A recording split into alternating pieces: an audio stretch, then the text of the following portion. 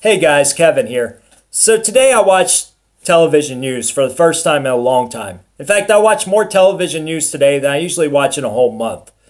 And for obvious reasons. I mean, the propaganda is just so bad. And so I watch these stories and I start deconstructing them in my head, thinking about what lies they're telling us. And I watched these two stories today and they were very different. They had nothing to do with each other. But after watching these two different stories, I felt compelled to make this video. And here's why. So the first story I saw today was about these kids. These kids who are walking out of class, leaving school, because they want to protest our Second Amendment rights. Or at least that's how the media is framing it. The media is framing it as this organic movement, and these kids are just fed up with us do-nothing adults who are not as enlightened as they are, not as progressive as they are. And it's completely false, right? These kids, the movement is not organic. It's the same usual suspects from the left funding this movement. It's people like Dina Katz from the Women's March on Washington who are paying for the permits for these anti-gun marches. It's Mayor Bloomberg and his organization, Everytown, who are out there making these PSAs and these advertisements. And CNN is there picking these kids, these antifa wannabe kids. They're finding the ones who are willing to push their agenda, and they're silencing those who don't want to push their agenda. So none of this is organic. But the media is also acting like these kids are so much more enlightened than all of us, and that bothers me. First of all, when you're that young, your frontal lobe hasn't developed yet. Okay, you're not capable of making really well-thought, logical arguments or decisions. And it's not being insulting, it's just the truth. That's why you see these kids get so emotional when somebody makes an argument against them that sticks. When somebody brings logic to the table like Dana Loesch did or like Marco Rubio did, they want to get aggressive and be bullies in their response. And so, look, the media is touting these kids in Florida, right? These public school kids in Florida as experts on gun policy. First of all, it's a public school in Florida. Second of all right, yes, there were kids who died, and that's sad. But these kids are not qualified to speak about gun policy because a few friends of theirs died. Lots of kids have friends who die from drunk driving accidents. But kids are not allowed to buy alcohol, just like kids are not allowed to buy guns. So would we expect kids to be the ones to lead a debate on alcohol prohibition? It's a perfect example of how prohibition does not work. And so is this on guns. Anyway, enough about these kids, right? I just saw these kids and I saw the way the media was talking about these kids and it upset me. But what really made me think was the next thing I saw. And I changed the channel and there's Trump on television talking to a base full of Marines. And this made me think about the one time I skipped school, the one time I walked out of class. Well, actually, there were two times, but the first time was to be with a girl I was friends with, and, that's different. There was one time I left school and walked out, and that was on September 11th of 2001. And seeing those young Marines reminded me of that. Seeing these kids walking out, I thought about what it took to make me walk out of school. I didn't walk out of school after Columbine happened. I didn't walk out of school after they blew up the Branch Davidian compound in Waco, Texas, even though that was a bigger outrage than any of this stuff that's happened on our public school campuses lately. The one event that got me to walk out of school was September 11th, and that's because I walked out of school and I went and signed up to join the Army. And so watching these kids who are not any different from these kids marching and leaving class to protest the Second Amendment. Sure, these Marines might be a few years older, 2 or 3 years older. You have 18 and 19-year-old Marines. You have kids at these protests who are probably 16, 17. Okay, 2 years age difference.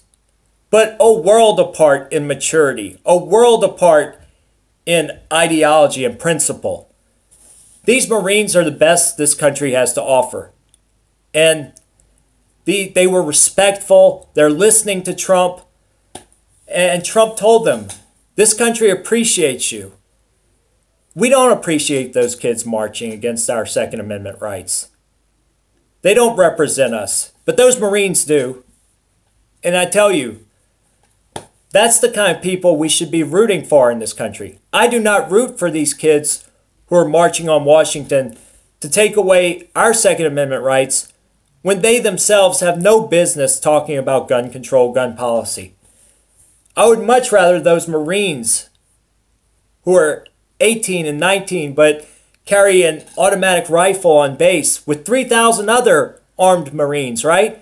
When I was in Iraq, I was only 19 years old, and I carried a gun, automatic weapon, on a base with 3,000 other 18 and 19-year-olds.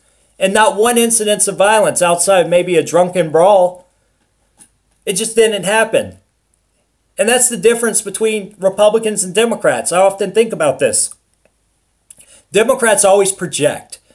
They don't trust themselves with guns, so they don't want you to have a gun. They don't trust themselves to be responsible, so they think you have to have a nanny state. And it disgusts me. And it disgusts me that these kids are walking out of class when most of these kids can barely read.